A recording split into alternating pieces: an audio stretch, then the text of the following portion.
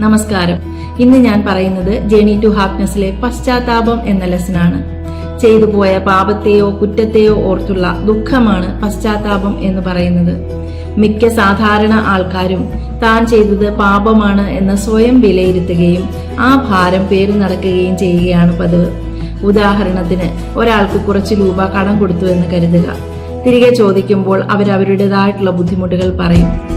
അപ്പോൾ നമ്മൾ എന്ത് കരുതും? അയ്യോ, ഇപ്പോൾ ചോദിക്കണ്ടായിരുന്നു, അവർക്ക് സങ്കടമായി കാണുമെന്ന്.